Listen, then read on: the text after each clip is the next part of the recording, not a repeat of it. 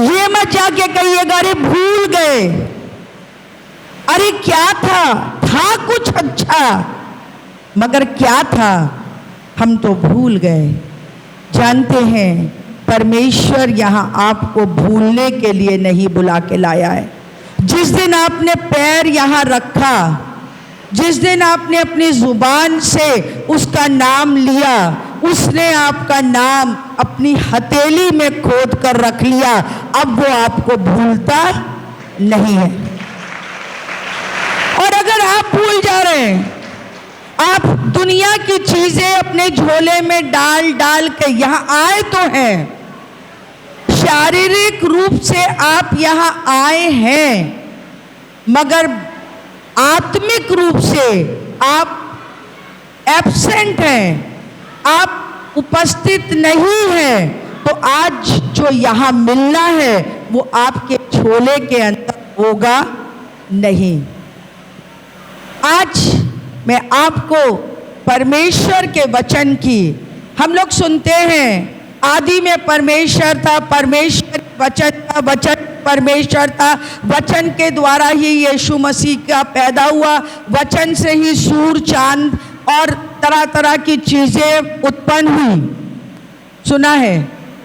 मगर आज मैं आपको एक बात बताना चाह रही हूँ जो आपको मिलेगा यहोशू की किताब, यहोशू की किताब पुराने नियम में है। यहोशू की किताब उसका पहला अध्याय और उसके 8वें पद में एक बात लिखी हुई है। ये आपके जीवन उपरांत जब आप मसीह के पास आ गए, आपने उसके कामों अपने जीवन में देख लिया, अब जब आकर के आप किसी के सामने खड़े होगे, लोग आपसे पूछेंगे ईसाई बन गई हो, तुम तो द्विवेदी थी, ईसाई बन गई हो।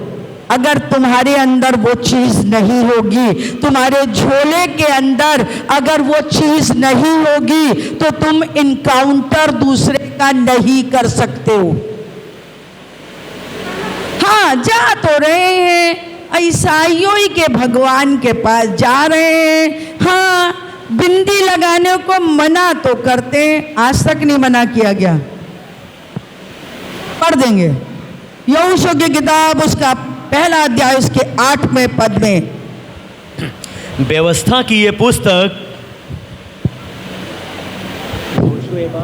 व्यवस्था की ये पुस्तक तेरे चित्त और किसी पुस्तक की बात परमेश्वर नहीं कर रहा।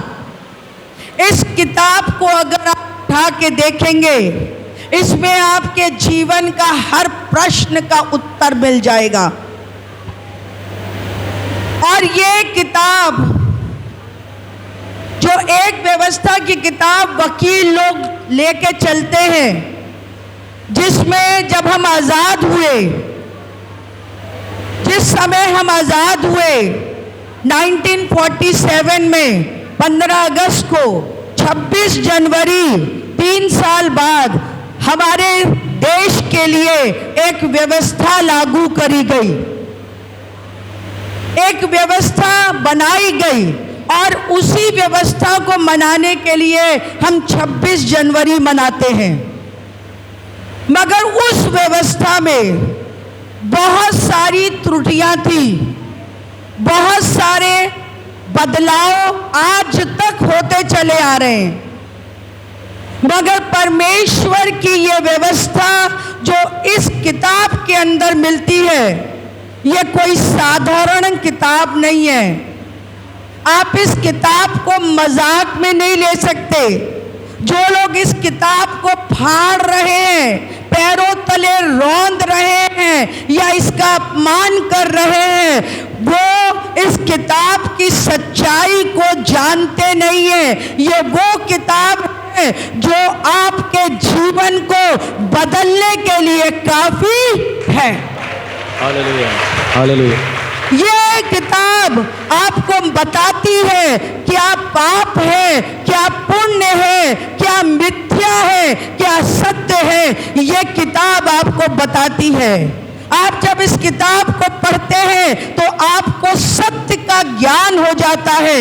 सत्य क्या है? मुर्दे के सामने खड़े होकर सत्य सत्य कहने से सत्य असत्य सत्य नहीं बन जाता, मगर जीवते हुए सत्य को ग्रहण करने से सत्य बढ़ जाता है और मेरा सत्य दूसरे के जीवन के अंदर प्रवेश कर जाता है। और परमेश्वर का वचन मुझसे और आज आपसे एक बात कह रहा है, व्यवस्था की ये किताब तेरे चित्त से अर्थात तेरे हृदय से कभी ना उतरने पाए। कभी ना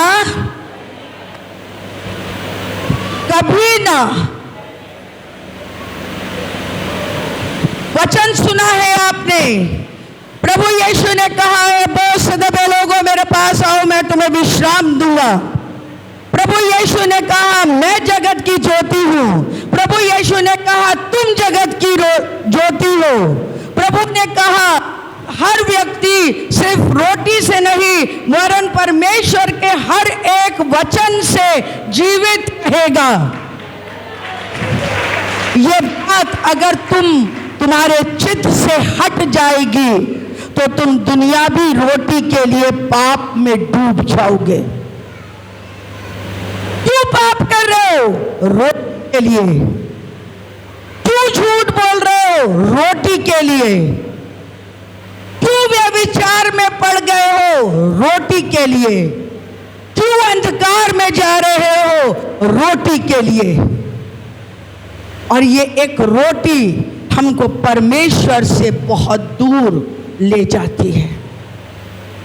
हम रोटी के लिए अपना समय परमेश्वर को नहीं दे पाते। क्या कर रहे हो? कॉल आ गया था, रोटी कमाने जा रहे हैं। क्या कर रहे हो? फलाना कर रहा था, हमें भी बुला लिया, हम उसके पास जा रहे हैं। मगर बाइबल बता रही है, व्यवस्था की ये पुस्तक तेरे चित्त से कभी ना हटने पाए। दिन रात इसी में मनन, इसी में दिन रात ध्यान दिए रहना, इसी में दिन रात ध्यान किए रहना।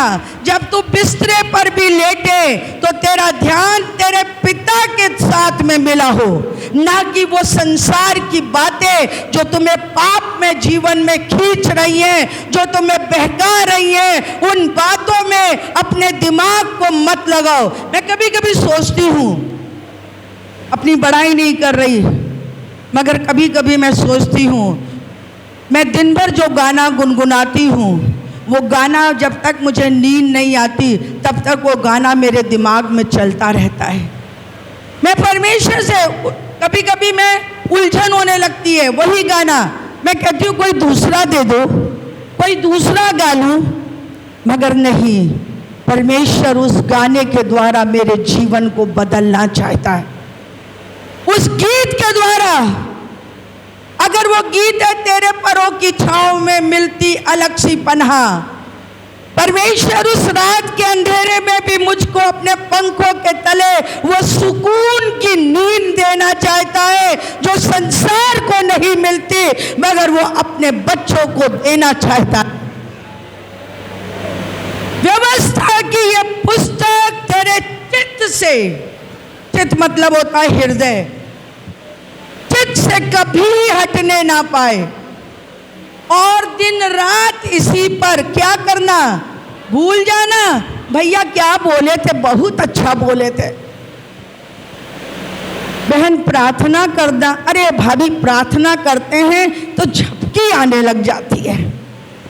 दुनिया की बुराई कर रहे हैं, जब अपने लिए रोटी कमा रहे हैं, अपने खेत में हम जब धान बो रहे हैं उस समय हमें नींद नहीं आ रही है।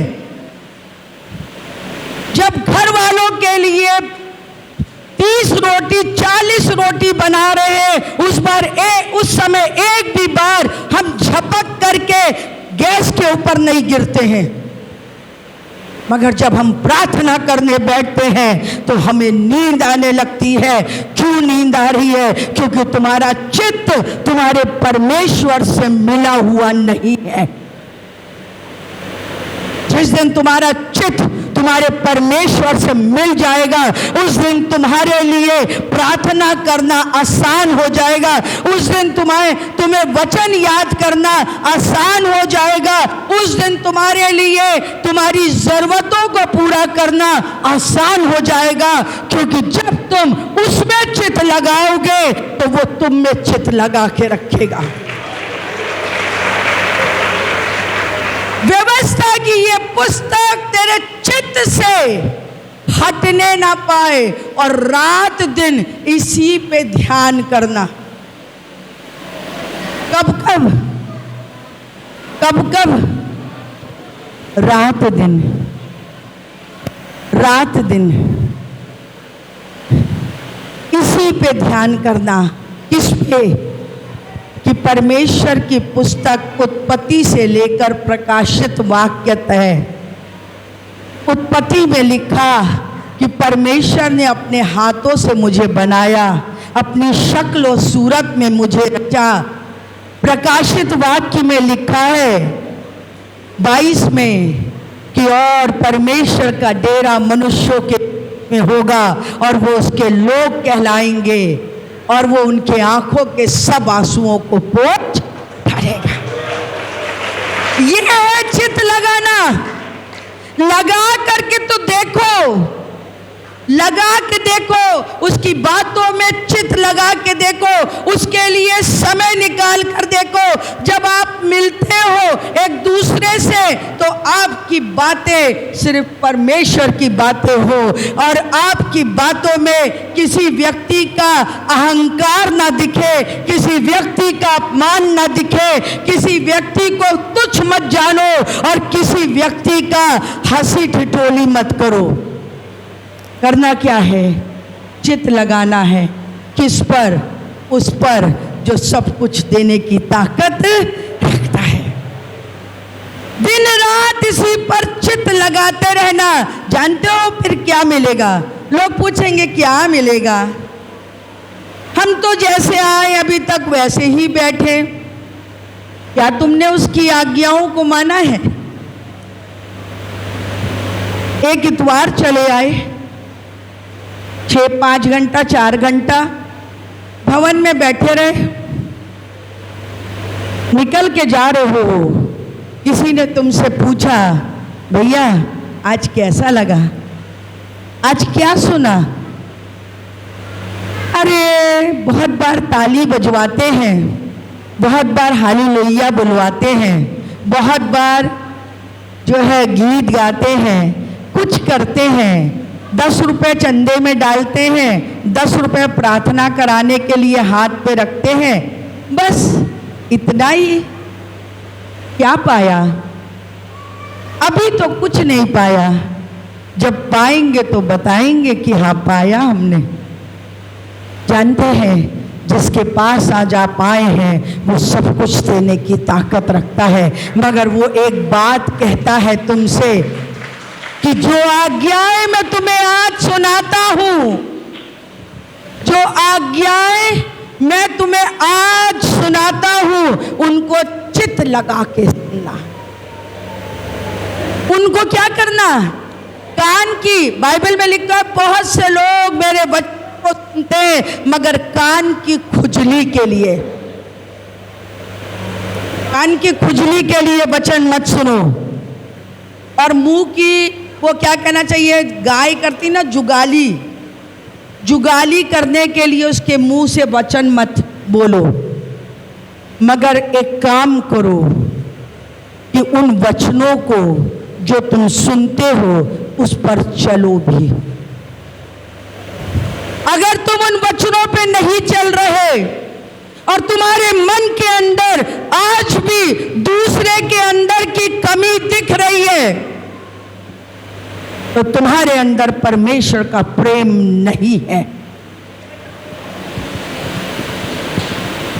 बाइबल में लिखा है जब हम उसके वचनों को सुनते हैं और मानते हैं तो जानते हैं क्या क्या होगा। सुने, ग्रहण करें, अपने झोले का मुंह खोल के रखिए, आज अपने झोले का जो लेकर आए हैं आप, उसके झोले का मुंह खोल दीजिए और आज वो बातें जो आपको बताई जा रही है उनको अपने झोले में रख लीजिएगा। और जब कभी कोई पूछे तो उसे जरूर बताइएगा, क्योंकि वचन बोलने से, वचन ग्रहण करने से और वचन बोलने से वचन बढ़ता है। ये वो चीज नहीं है कि 5 किलो गेहूं लाए, छटंका करके बांट दिया तो हमारे खत्ते में तो कुछ भी नहीं बचा, जब हमें जरूरत पड़ी तो हम दाने बटोर रहे हैं। नहीं, वचन जो आपको दिया जाता है, आप जितना बांटोगे ये उतना बढ़ेगा, जितना बांटोगे वो उतना बढ़ेगा। जिन लोगों ने अभी फसल बोई है चावल की, जब चावल की फसल काटेंगे तो चावल की फसल काटते ही कुछ कुंतल चावल छुपा के रख देंगे, छुपा के रख देंगे। क्यों? वही चावल अगले साल आपको बोना है।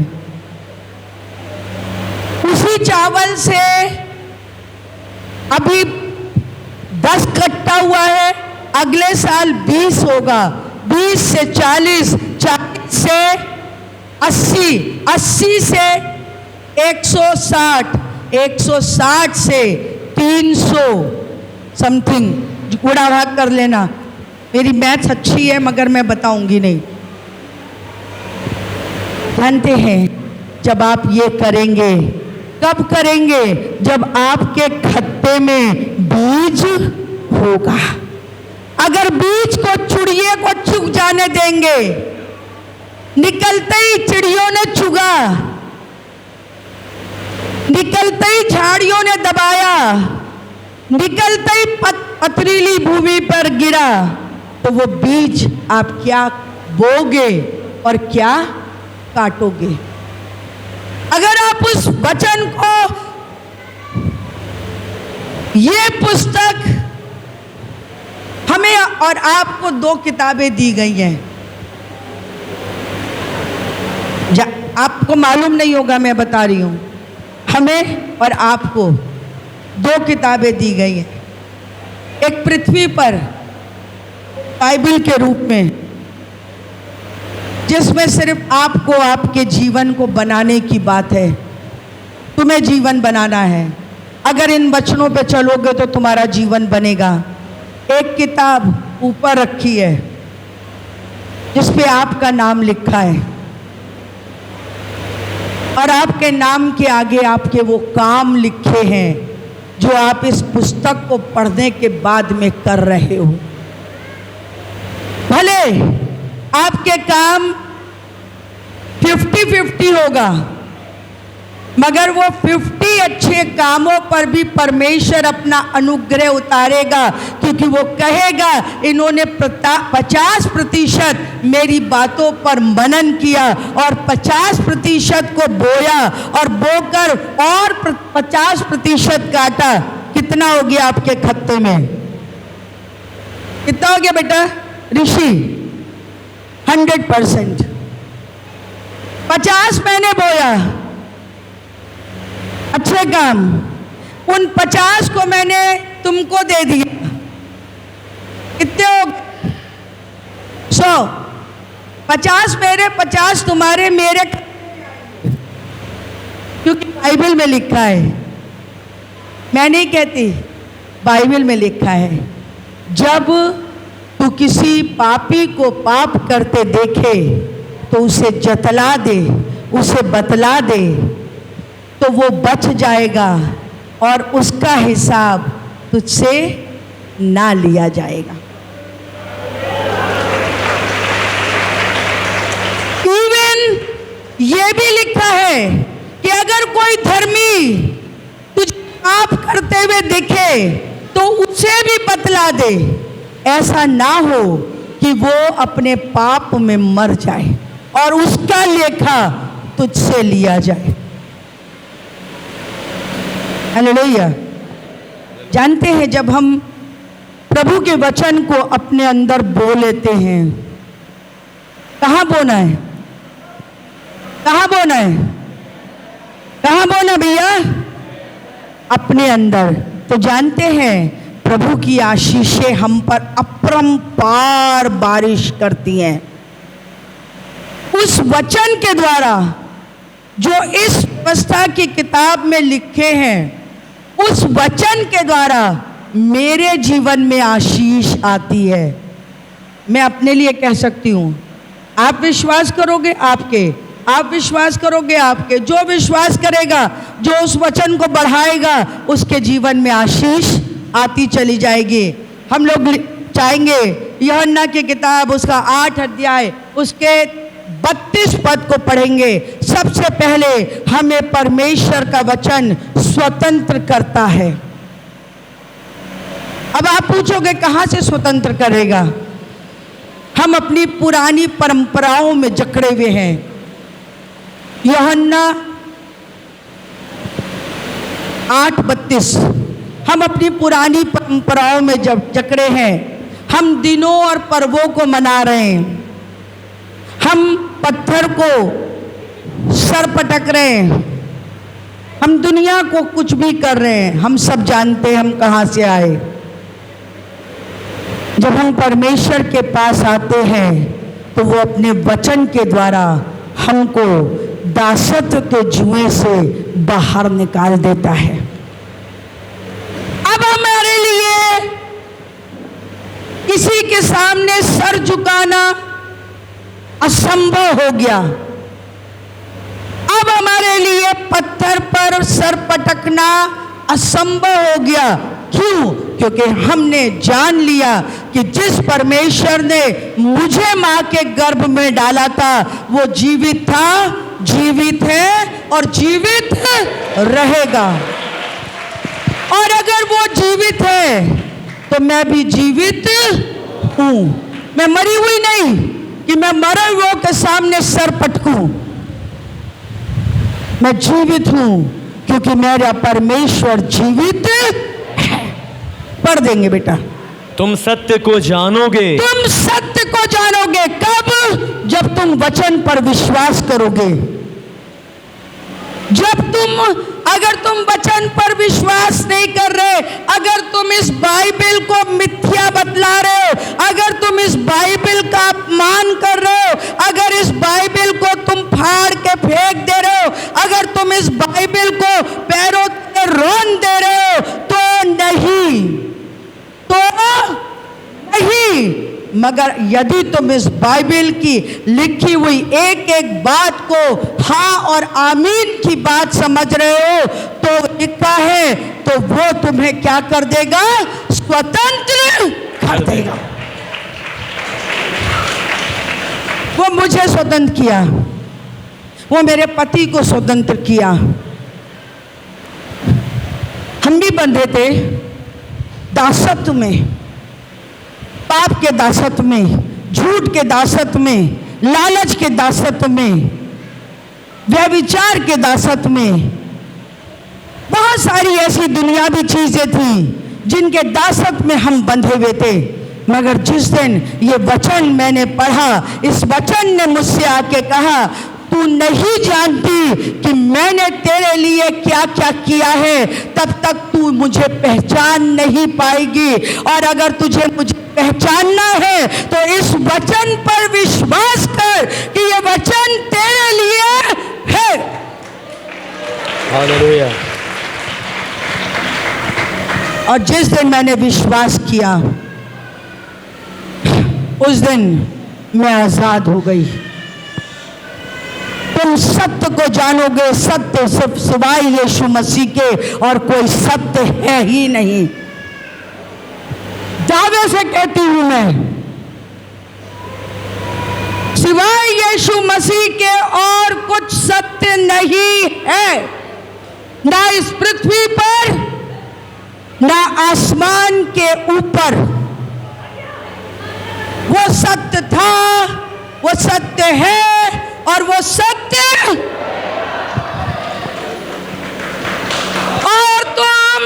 और जब तुम यीशु मसीह को जानोगे तो यीशु मसीह तुम्हें आजाद कर देगा।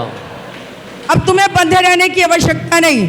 एक बंदा यहाँ बैठा है, नाम नहीं लूंगी, इतना बुरी तरह जकड़ा हुआ था असत्य की चीजों में, इतना बुरी तरह जकड़ा हुआ था कि गाड़ी चला के जा रहा है और वो असत्य सामने आके खड़ा हो गया। मुझे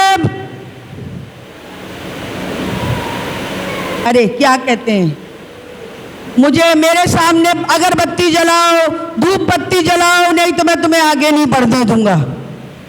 और वो बंदा उतरता था भरे रास्ते से, कहीं से ढूंढ करके अगरबत्ती, मोमबत्ती, फल फुलारी जो भी है वो लेकर आता था और वो जलाता था। अपना सर सड़क पर वहीं पर टिकाता था। सत्य बात बता रही हूं, मिथ्या नहीं है, मगर नाम नहीं बताऊंगी। और आज हमारे बीच में है और वो असत्य के सामने अपने सर को झुकाता था। और जिस दिन सत्य से उसका सामना हुआ, उस दिन असत्य हार गया और असत्य की हार हुई और सत्य जीत गया। और वो सारे वो रास्ते छोड़कर आज स्वतंत्र है, पूरी तरह स्वतंत्र है, क्योंकि परमेश्वर का वचन बता रहा है तुम सत्य को जानोगे और सत्य तुम्हें आजाद कर देगा। एक जगह लेके चलेंगे, फिर क्या मिलेगा जब आप आजाद हो जाएंगे। कितने लोग आजाद होना चाहते हैं? सोच के हाथ उठाइएगा। बाहर निकलेंगे, लोग पूछेंगे ईसाई हो गए, लोग पूछेंगे ईसाई हो गए, आके छेड़ेंगे आपको, कुरेदेंगे आपको, पानी दे दो, कुरेदेंगे आपको। आपको कहना है मैं ईसाई नहीं हुआ, मैं धर्मी हो गया, मैं विश्वासी हो गया।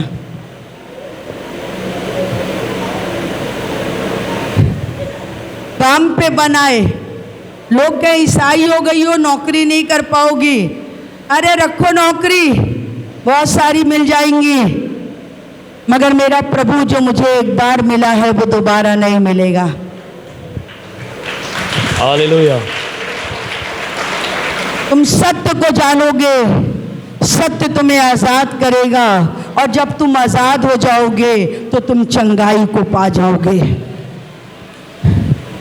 भजन संहिता की किताब उसका 107 उसके 20वें पद, भजन संहिता 107 उसके 20वें पद को पढ़ देंगे।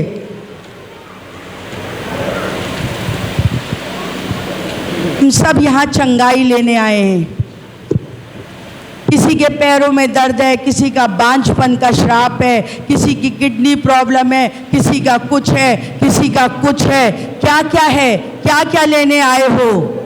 मगर जब तब मिलेगा जब तुम इस वचन को अपने मन में जगह दोगे और ये तुम्हें आजाद करेगा, और तब तुम चंगाई पाओगे। वह अपने वचन के द्वारा उनको चंगा करता और जिस गड्ढे में वे पड़े हैं उससे निकालता है। हालेलुया। वो अपने हाथों के द्वारा, वो अपने लाठी के द्वारा, हाँ या ना जवाब दे दो। वो अपने वचनों के द्वारा तुम्हें चंगा करता है। वचन क्या है जो मैं बोल रही हूं? वचन जीवन है, जो यीशु के अंदर जीवन बनकर के उतरा। वचन ने लाजर को मुर्दों में से जिला दिया। वचन ने कोढ़ियों को चंगा कर दिया। वचन ने अंधे को आंखें दे दी। वो अपने वचनों के द्वारा तुम्हें चंगा करेगा, और जिस गड्ढे में तुम पड़े हो उस गड्ढे से तुम्हें क्या करेगा? कस के बोल दो।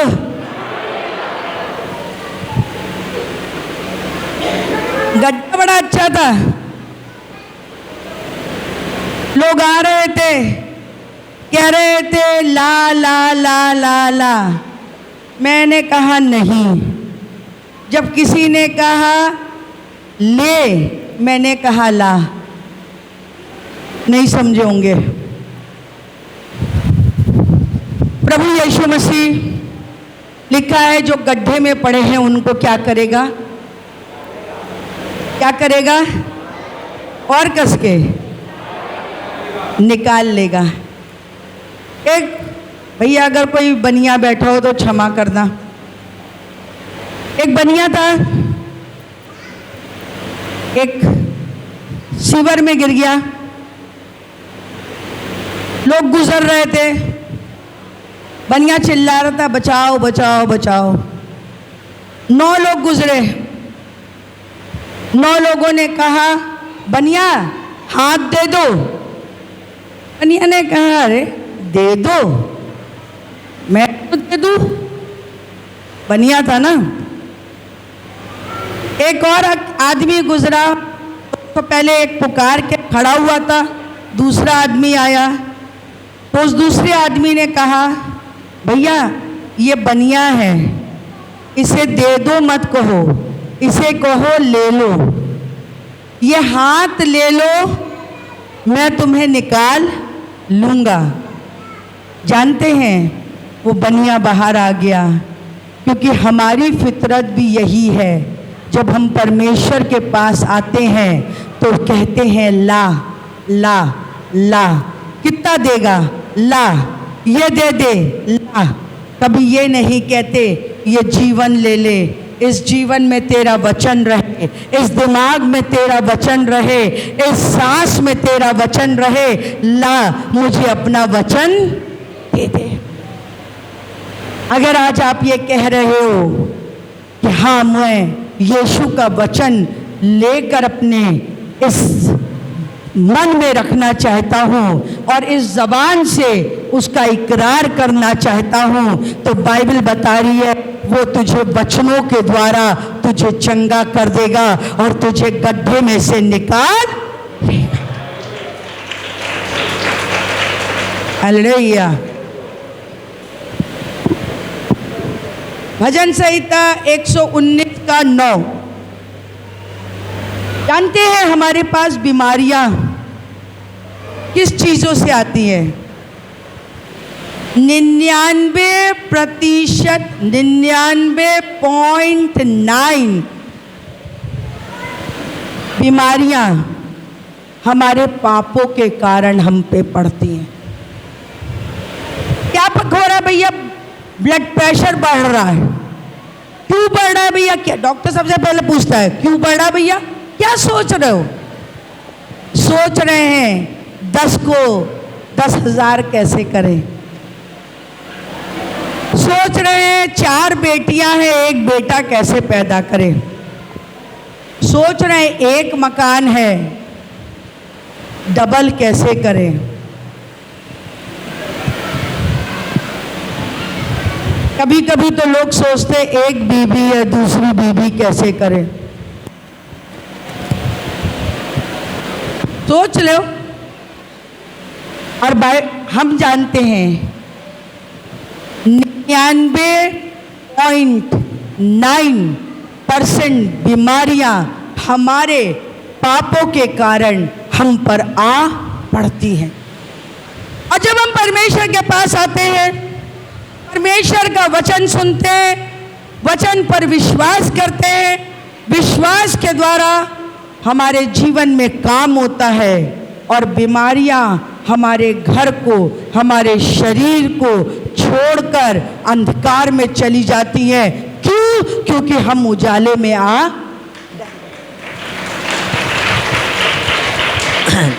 जवान अपनी चाल को किस उपाय से शुद्ध रखे? जवान अपनी चाल को शुद्ध रखे। किस उपाय से शुद्ध रखे? इस उपाय से शुद्ध रखे तेरे वचन के अनुसार सावधान रहने से। तेरे वचन के अनुसार। सबोपदेशक की किताब उसका 12 अध्याय उसके पहले पद में लिखा है, ए जवान अपनी जवानी के दिनों में अपने सृजनहार को मत भूलना। आज ये बच्चे मारे हुए, ये छोटे बच्चे जिनके माँ बाप ले लेकर के आ रहे हैं, ये बच्चे बचे हुए हैं। और मुझे मालूम है इन माँ बाप का बोया हुआ बीज एक दिन इन बच्चों के अंदर पेड़ बन के खड़ा होगा। पेड़ किस चीज का? धार्मिकता का पेड़। और ये धार्मिकता के पेड़ के नीचे बहुत सारे सूपा बेनियां आकर के घोंसला बनाएंगे। क्यों? कि ये बच्चे यहाँ बैठकर परमेश्वर के वचन को सुनते हैं, उस पर ध्यान करते हैं। और बाइबल में अभी पढ़ा, ए जवान क्या कर, अपने आपों को संसारिक पापों से क्या कर, बचा ले। तो संसार के पाप, ये संसार की अभिलाषाएं, ये संसार मुझे और आपको बर्बादी की तरफ ले जा रहा है। धन्य वे जो परमेश्वर के वचन पर विश्वास करते हैं, क्योंकि उन्होंने सत्य जान लिया और सत्य ने उन्हें आजाद कर दिया है।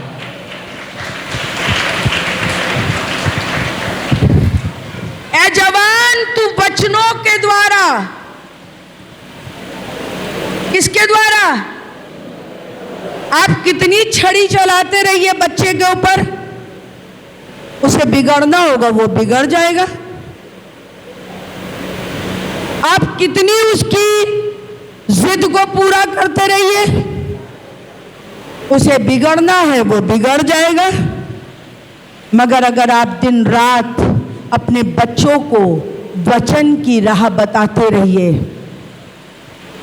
वचन पर चलाते रहिए, यकीन जानिए कि आपके बच्चे उस गड्ढे से बच जाएंगे जो गड्ढा संसार ने आपके बच्चों के लिए खोद के रखा है। ए जवान, तू परमेश्वर के वचन के द्वारा क्या किया जाएगा? बचाया जाएगा। अब आप पे डिपेंड है। बुढ़ापे में रोना है, आए मेरा बच्चा बिगड़ गया, या अभी से सावधान हो जाना है। पहले वचन, मुझे धान लगाने वाला तरीका बड़ा अच्छा लगता है। अभी धान का सीजन है, मुझे बड़ा अच्छा लगता है। धान के बीज को पहले इतने छोटे एरिया में बो दिया जाता है। मैं गलत हूँ सागर भाई तो बताइएगा। छोटे एरिया में बोया जाता है। जब धान का पौधा इतना बड़ा हो जाता है ना, इतना बड़ा मीन्स 6-8 इंच का, तो उसे गड्डी के समेत उखाड़ा जाता है और फिर बड़े खेत में रोपा जाता है। वो छोटा खेत माँ बाप आप हो।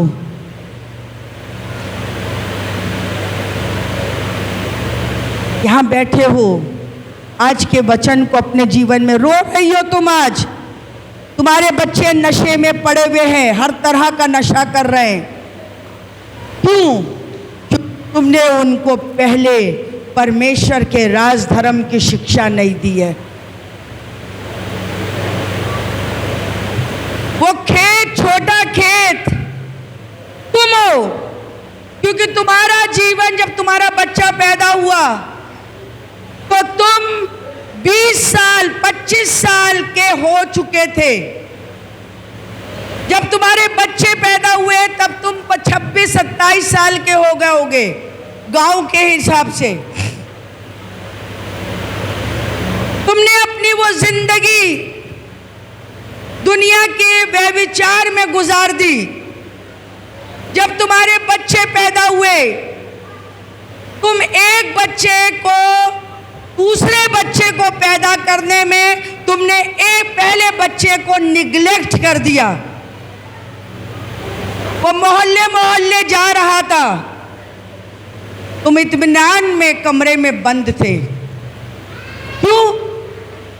प्यार पैदा नहीं करेंगे तो बुढ़ापे में कौन संभालेगा? और वो एक बिगड़ता चला गया।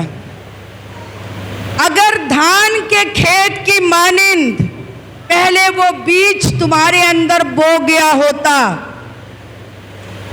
तो तुम जब उसको उखाड़ कर अपने बच्चे में रोप रहे थे, तो बच्चे का 1 साल से लेकर 80 साल तक वो खेत तुम्हें भरपूर फसल देता रहता, ना कि तुम रोते, हाय मेरे खत्ते खाली, आज मेरे बच्चे मुझे पूछते नहीं हैं।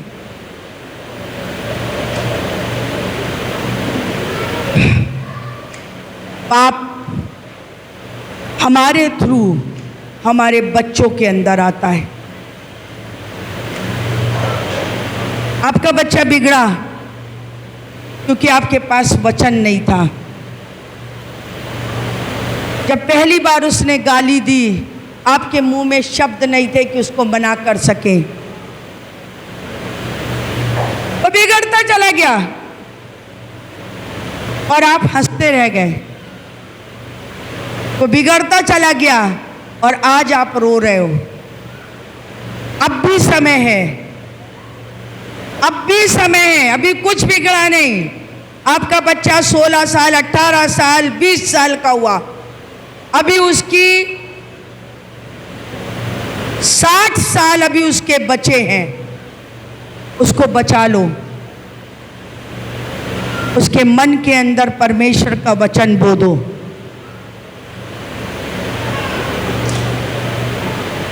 ऐ जवान, तू परमेश्वर के वचन के द्वारा पाप से बचाया जाएगा और तू गड्ढे में से बाहर निकाला जाएगा। ये कह के मत छोड़ दो, अब तो वो हाथ से निकल गया। नहीं, अभी भी तुम हाथ दे दो और उसको बाहर निकाल लो, उसको धो पोछो और परमेश्वर के भवन में लेकर आओ। आज भी तुम्हारा बच्चा बच सकता है, क्योंकि परमेश्वर वायदा कर रहा है कि यदि तू विश्वास करेगी तो तू और तेरा घराना उद्धार पाएगा।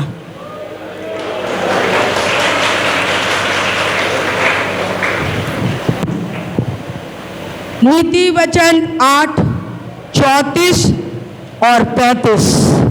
जब हम परमेश्वर के वचन पर चलने लग जाते हैं, हम हर समय आनंदित रहते हैं, हर समय आनंदित रहते हैं। रोटी मिले ना मिले, कोई मिलता है तो पूछता है और कैसे आए, प्रभु का अनुग्रह है। कितने लोग ये बात कहते हैं? प्रभु का धन्यवाद है, बहुत कुछ है, जेब में 10 रुपए हैं, प्रभु का धन्यवाद है, बहुत कुछ है। मुझे मालूम है वो भूखा सोने, क्योंकि मैं उसके वचन पर विश्वास करता हूँ। वो मेरी हर घटी में भरपूरी देने वाला परमेश्वर है। जब वो सारपत की विधवा का घड़ा भर सकता है, तो मेरा घड़ा भी भरने की ताकत रखता है। मुझे उसके वचन पर विश्वास है, क्योंकि उसका वचन चोखा है। चोखा भरता मत समझ लेना कि पार्टी बना के ले आओ, उसका वचन चोखा है। वो आपको आनंद से भर देता है, वो रोते हुए को हंसा देता है।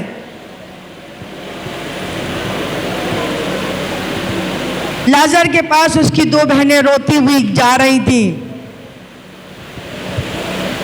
और आई यीशु के कदमों में गिरी। अगर तू यहां होता तो मेरा भाई ना मरता। दूसरी ने भी कहा, अगर तू यहां होता तो मेरा भाई ना मरता। यीशु ने कहा, वहां ले चलो जहां तुम्हारे जीवन में निराशा आई थी, मैं वहीं पे तुमको आनंद दूंगा। मुझे उस जगह ले चलो जहां तुम्हारे जीवन में निराशा आई है, मैं तुमको उसी जगह आनंद की बातें बोलूंगा। उसकी बहनें ले गई, बड़ी मायूस थी। भाई मर गया जवान, अब क्या होगा? 4 दिन का सड़ा है, बदबू उठ रही है। यीशु ने कहा, मैं आनंद देने वाला वचन बोलूंगा कि मुर्दा भी जी जाएगा। पढ़ देंगे बेटा। क्या ही धन्य है क्या ही धन्य है वो मनुष्य जो मेरी सुनता, है वरन मेरी डेवढ़ी पर प्रतिदिन खड़ा रहता, और मेरी डेवढ़ी पर प्रतिदिन खड़ा रहता है, और मेरे द्वारों के खंभों के पास दृष्टि लगाए रहता है। क्योंकि जो मुझे पाता है वो जीवन को पाता है, हालेलुया। और यहोवा उससे प्रसन्न होता है। हालेलुया। हालेलुया। जानते हैं, जहां पर लाजर को गाड़ा गया, रोना और पीटना था, निराशा थी, मगर यीशु ने कहा, ऐ लाजर बाहर आ जा।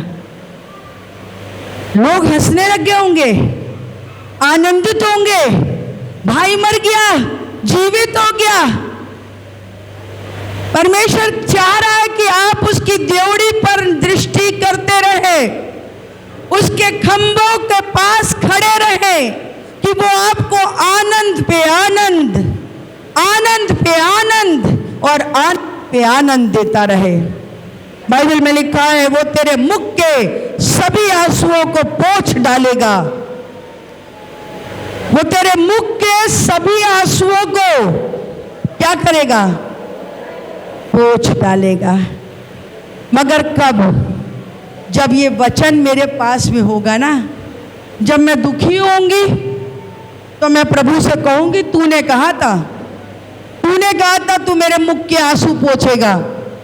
तूने कहा था, उसको याद दिलाना है मुझे। तूने कहा था कि अगर तू विश्वास करेगी तो परमेश्वर की महिमा को देखने पाएगी। आज मैं आपको वो बातें बता रही हूं कि अगर आप परमेश्वर के वचन को अपने झोले में भर के रखेंगे तो आप परमेश्वर की महिमा को देखने पाएंगे। मत देखिए कौन उठ के जा रहा है, उसका सूट अच्छा लग रहा, वो लंगड़ा के जा रहा है, उसके पैर में कोई चोट है। ये सोचिए कि आज परमेश्वर आपसे एक वचन कह रहा है, और वो वचन है ये कि अगर ये वचन तेरे मन में बसा रहे तो तुझे वो चंगाई देगा, तुझे वो आनंद देगा, तुझे वो छुड़ाएगा, तुझे पाप से बचाएगा, बहुत सारी चीज़ें करेगा।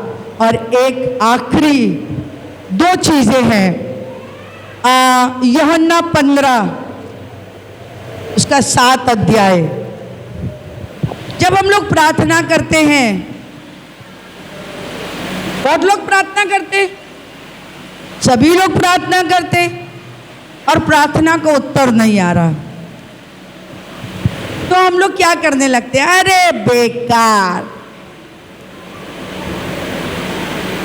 हमें परमेश्वर को याद दिलाने की आवश्यकता है कि मांगो तो दिया जाएगा। कितने लोग याद दिलाते हैं उसको कि तूने कहा मांगो तो दिया जाएगा, मुझे क्यों नहीं मिल रहा? मुझे दे, मुझे दे, मुझे दे, मुझे दे। वो मेरा बाप है, मैं तो उससे ऐसी कहती हूँ, तू मेरा बाप है, मैंने ये इच्छा रखी है, तुझे पूरी करनी है, और तब तक मांगती रहूंगी जब तक तू देगा नहीं। इंतजार करूंगी, क्योंकि अगर तू अभी जल्दी में नहीं दे रहा, इसका मतलब तू मेरे लिए बहुत कुछ अच्छा बना रहा है, बहुत कुछ अच्छा बना रहा है। पढ़ देंगे बेटा। यदि तुम मुझ में बने रहो, यदि, क्यों प्रार्थनाएं नहीं कबूल हो रही?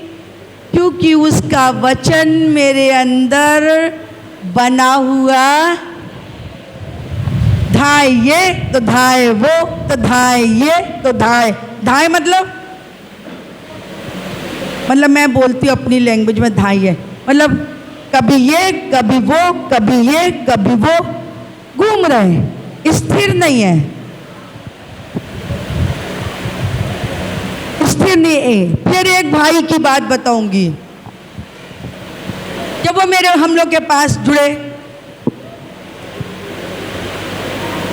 जब जुड़े तो मुसीबतें कम नहीं हो रही थी, फलंदर की बीमारी थी, वो और फूल जाता था। उनकी पत्नी कहने लग गई, अरे यार क्या है, तुम वहां गए वो फिर भी नहीं ठीक हो पा रहे हो, फिर भी ठीक नहीं हो पा रहे हो। ये बात उन्होंने मुझे बताई। मैंने कहा स्थिर हो जाओ। स्थिर, डॉक्टर भी जब ऑपरेशन करता है तो आपकी बॉडी को सुन कर देता है, अभी ऑपरेशन कर पाएगा। अगर आप हाथ पैर चलाते रह जाओगे तो कटना था किडनी और कट जाएगा लीवर। प्रभु के पास जब आप आए हो तो क्या करो, स्थिर हो जाओ, ये सोच के कि वो देगा, ये सोच के कि वो बना रहा है, ये सोच के कि जो चीज वो देने वाला है उस चीज में रोना और पीटना नहीं है। और हमको क्या करना है, इंतजार तो करना है, मगर बाइबल बता रही है पहले क्या करो। ये मत कहो कि हाँ पापा तुम दे देना, ये चीज चाहिए है, चलो इनसे भी कह दें, चलो इनसे भी कह दें, चलो इनसे भी कह दें।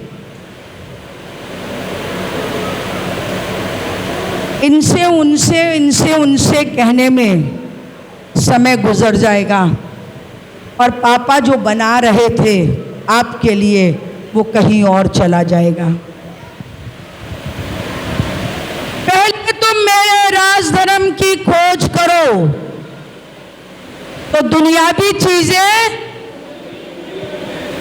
यूं ही, कुछ नहीं देना है, सिर्फ देना क्या है, व्यवस्था की ये पुस्तक तेरे चित्त से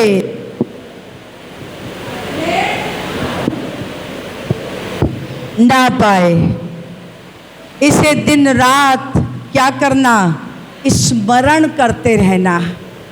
स्मरण, इसमें लिखा है मनुष्य केवल रोटी से नहीं परंतु परमेश्वर के हर एक वचन से जीवित रहेगा। मैं भी जीवित रहूंगा, पराठे से नहीं तो रोटी तो मिलेगी। इसमें लिखा है तेरा वचन मेरे पांव के लिए दीपक और मेरे मार्ग के लिए उजियारा है। इसमें लिखा है आकाश और पृथ्वी टल जाएगी परंतु मेरी वचन कभी ना टलेगा। क्या कर रहे हैं हम, उसके राज धर्म की खोज कर रहे हैं, खोज कर रहे हैं। कहीं नहीं भटकेंगे हम, जब तक वो मुझे अपने सीने से लगा के रखेगा तब तक मैं कहीं नहीं जाऊंगा। जब हम उसके राज धर्म की खोज करेंगे तो वो मुझे अनंत जीवन देने का वायदा कर रहा है, जो आज तक किसी ने किसी से नहीं किया। वो मुझे उद्धार देने का वायदा कर रहा है जिसको आज तक कोई भी ग्रंथ उठा के पढ़ लीजिए, XYZ, मैं दावे से कहती हूं किसी ग्रंथ के अंदर उद्धार की बातें नहीं है। कल ही मैं सुन रही थी कहीं कि जाने कितनी हजार योनियों में जाकर के हम मनुष्य का जीवन पाते हैं। यानी कितनी हजार करोड़ योनियों में जाने के बाद हम मनुष्य का जीवन पाते, अर्थात हम छिपकली होते हैं, हम चीटा होते हैं, हम चींटी होते हैं, हम मेंढक होते हैं, हम सांप होते हैं, हम दुनिया के चीज़ें होते हैं और उसके बाद हम मनुष्य बनते हैं। मगर मालूम है बाइबल सिर्फ एक बात बता रही है कि मैं तुम्हारे इसी शरीर को इसी समय आत्मा से भर दूंगा और अपने साथ साथ, क्योंकि मैं जीवित हूं तो तुम्हें भी मैं जीवित रखूंगा। नहीं कह रहा कि मरो, मगर वो कह रहा जीवित रहो क्योंकि मैं जीवित हूं। वो उद्धार की बातें कर रहा है, उद्धार की। बहुत आए, बहुतों ने प्रभु को ग्रहण किया, अपने पाप को छोड़ दिया। क्यों? क्योंकि इन इस बात का विश्वास था कि प्रभु का वचन सच्चा है, प्रभु का वचन मुझे स्वतंत्र करता है। उन्होंने अपने पापों को छोड़ दिया और आज प्रभु के साथ चल रहे हैं, उस उद्धार में चल रहे हैं जो उद्धार यीशु मसीह ने हमारे लिए दिया है। उस पवित्र आत्मा के साथ चल रहे हैं जो पवित्र आत्मा यीशु ने हमारे लिए दी है। उस पवित्र आत्मा के हम साथ चलते हैं और अनंत जीवन की बातें करते हैं। आपने सुना है कभी अनंत जीवन कोई देगा? कोई बता दे। अनंत जीवन पता आपको क्या होगा? नहीं, बाइबल में से मत बताओ। क्या पहले कभी पढ़ा था अनंत जीवन के बारे में? नहीं, मगर बाइबल लिखा हुआ है प्रकाशित वाक्य 22 में, और परमेश्वर का डेरा मनुष्यों के बीच में होगा और मनुष्य, पढ़ देंगे बेटा प्रकाशित वाक्य 22 उसका 8 पद, ठीक है? 22 का 8।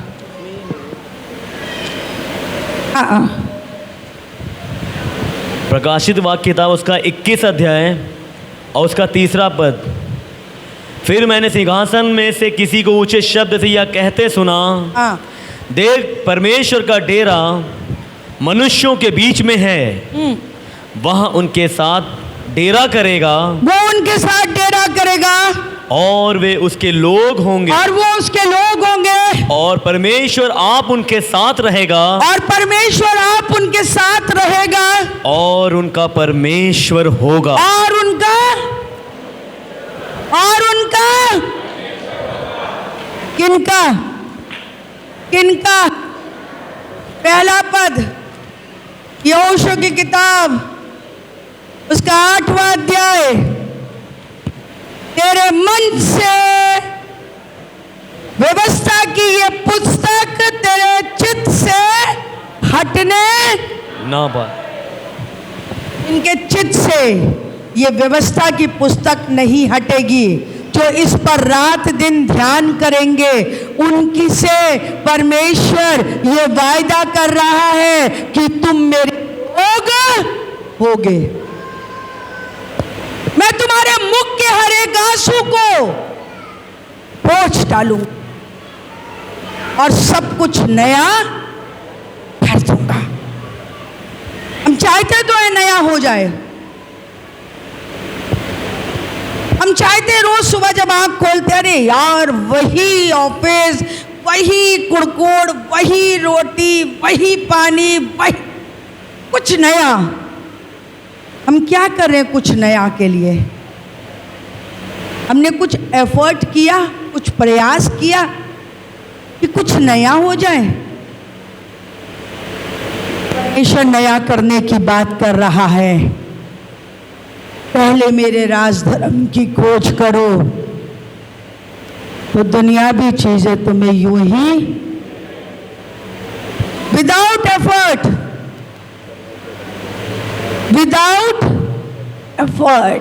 नहीं करना है कुछ, वो सब कुछ दे देगा। मैं बता रही हूँ, मैं मछली खाने की बात सोचती हूँ, मछली मेरे दरवाजे आ जाती है खुद चल के।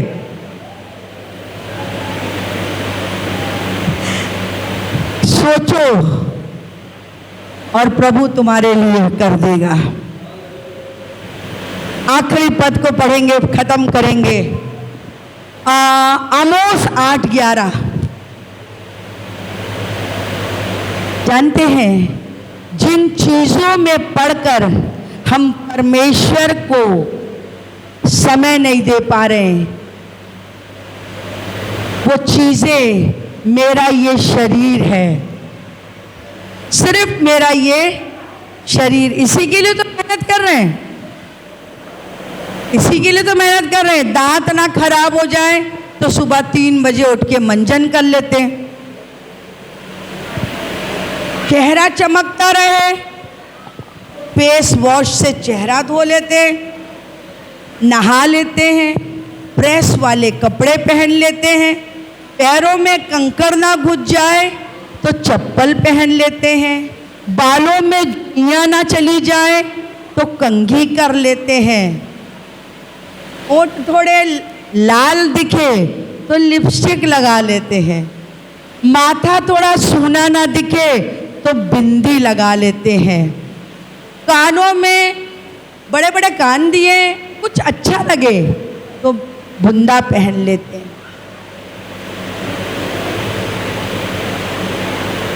सभा उपदेशक में लिखने वाला कहता है, सब कुछ व्यर्थ है। मैंने इस पृथ्वी पर जो कुछ देखा सब कुछ व्यर्थ है, कुछ भी काम का नहीं।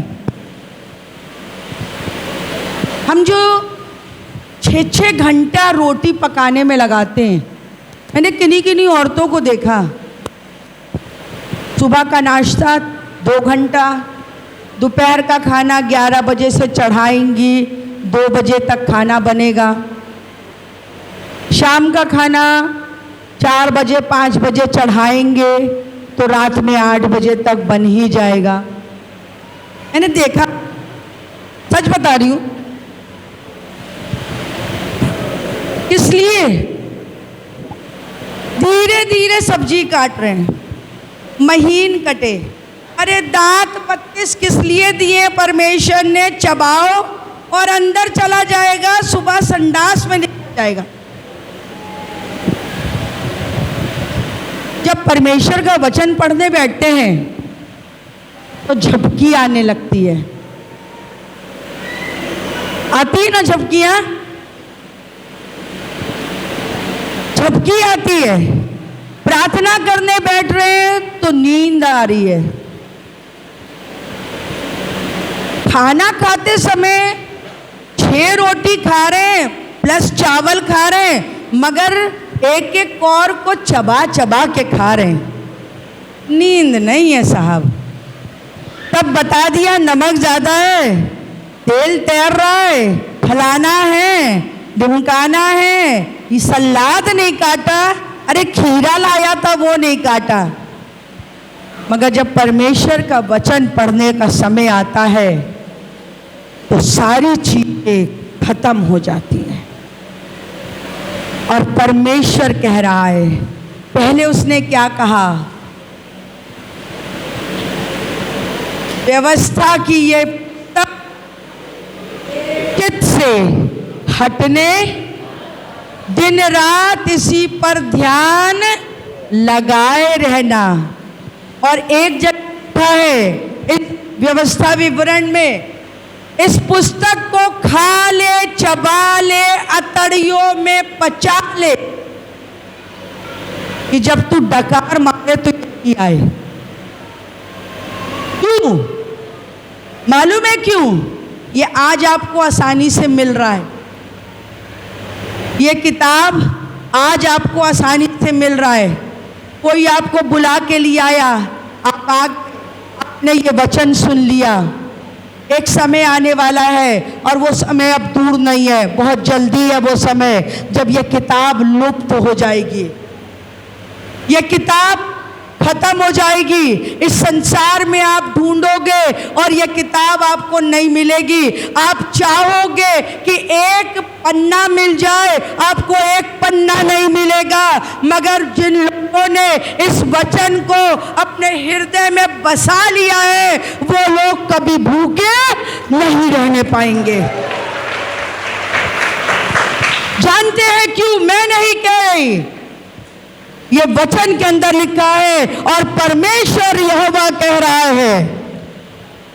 परमेश्वर यहोवा की ये वाणी है, परमेश्वर यहोवा की ये वाणी है। देखो ऐसे दिन आते हैं। देखो, देखो, जो चेस खेलते ना, चेस, शतरंज, वो 4 घर की चाल सोच के चलते हैं। हमारी जिंदगी एक शतरंज है। हमें अपनी जिंदगी में 4 घर सोच के चलना है।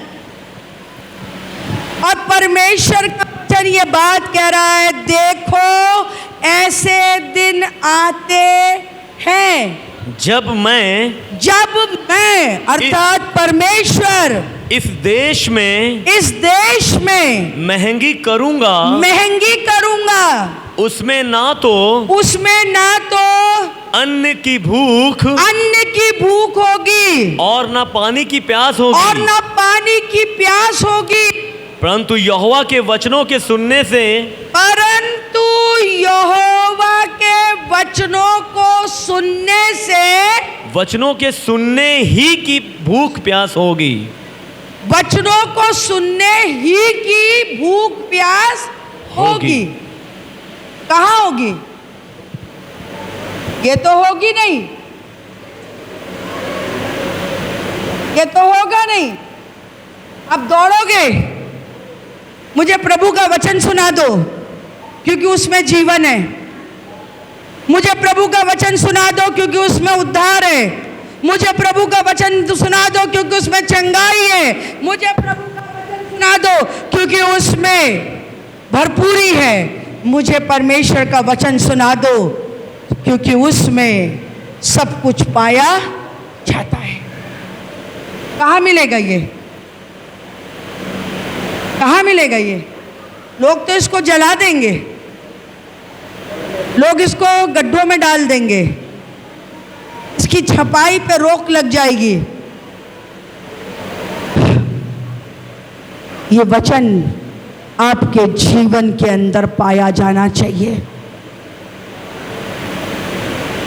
अगर ये वचन आपके जीवन के अंदर है और कोई आपसे आके कहे कि मुझे प्रभु का वचन ही सुना दो क्योंकि मैं भूखा हूँ, रोटी मुझे रास नहीं आ रही, पानी मुझे रास नहीं आ रहा, मुझे यीशु का लहू पिला दो, मुझे यीशु का बदन खिला दो, कहाँ से दोगे जब तुम्हारे पास नहीं है? जब तुम्हारे पास नहीं है तुम कहाँ से दोगे? अगर तुम किसी को भूखा लौटाना नहीं चाहते तो अभी से इस वचन को पढ़ना शुरू कर दो, अभी से इस वचन को चबाना शुरू कर दो, अभी से इस वचन पर मनन करना शुरू कर दो। एक कहानी बताकर ख़त्म करेंगे, कहानी भी नहीं है, बाइबल की बात है। एक आधी रात के समय एक व्यक्ति के घर में उसका दोस्त आया आधी रात को। उस दोस्त के घर में खाने को नहीं था, वो लपक के चला गया वीरेंद्र सिंह के घर पे और जाकर वहां से कह रहा है, दरवाजा खटखटा के, खोलो खोलो खोलो, मुझे 3 रोटी दे दो, मुझे 3 रोटी दे दो, मेरे घर में मेरा दोस्त आया है और मुझे उसके सामने परोसना है।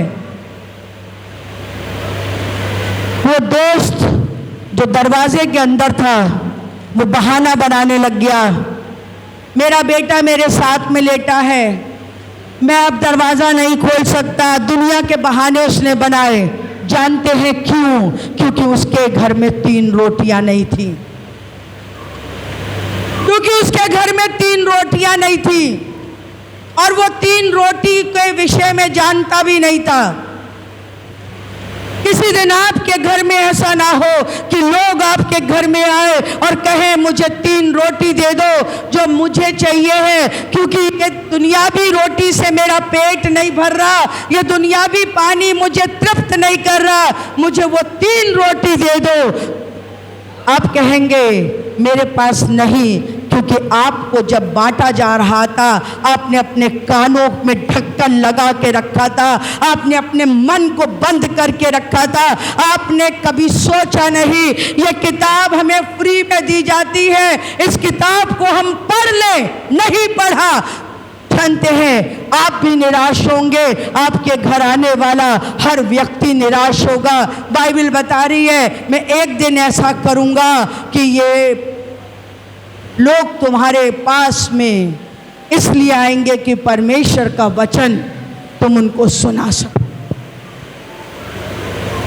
ये 3 रोटियां क्या हैं?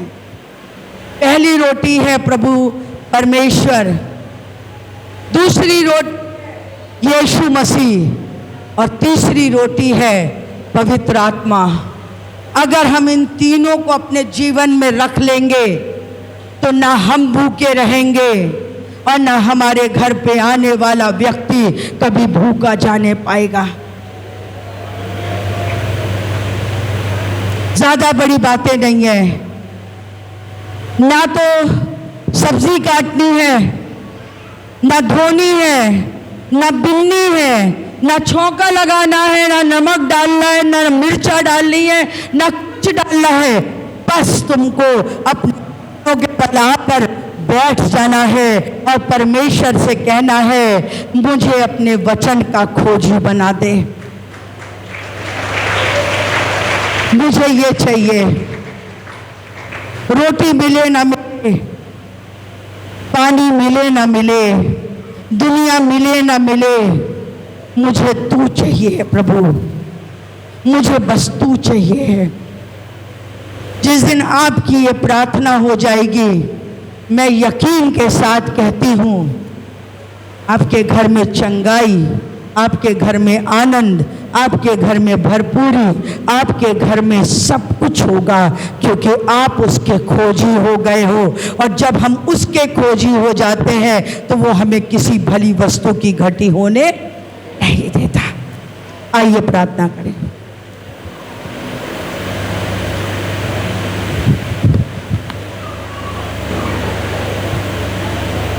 प्रार्थना करेंगे।